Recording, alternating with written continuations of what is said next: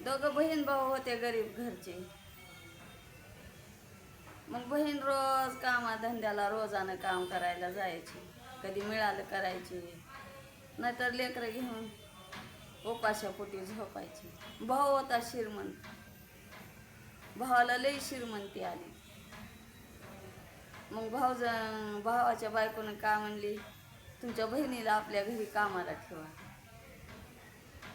ठीक आहे म्हणला, ठेव म्हणला.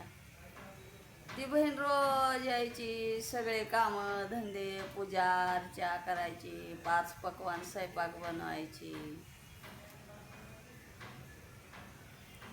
मग वंश वंश झालं बघा. सगळं स्वयंपाक झाला, पूजा अर्चा सगळी झाली.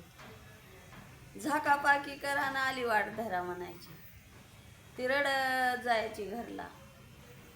मग त्या देवापसल्या समया बल बल बल बल बोललाल्या, समय समय काय गढमय, झाकापाकी करा ना आली वाट धरा. असंच म्हणलाल्या ती समया. मग रडत घरला जायची. लेकरं म्हणायची, आई काय खायला आणलीस का मामाच्या घरून. रडायचे लेकरं.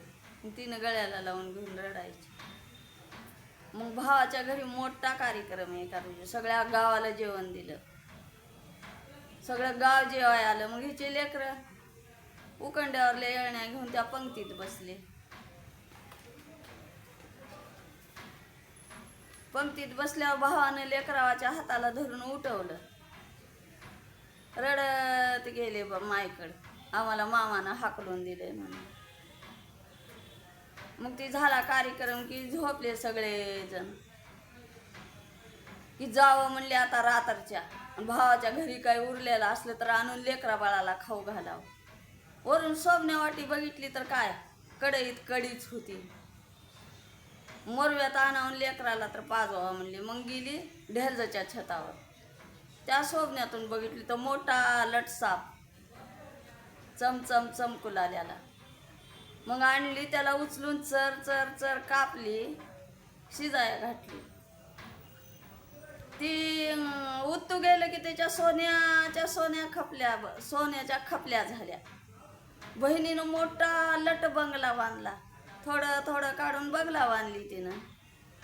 गाववाले लोक म्हणाले, वा वा वा वा वा वा, एवढे गरीब होते, फाटके तुटके कपडे लेवत होते, कशी यांनी बंगला बांधले म्हणाले.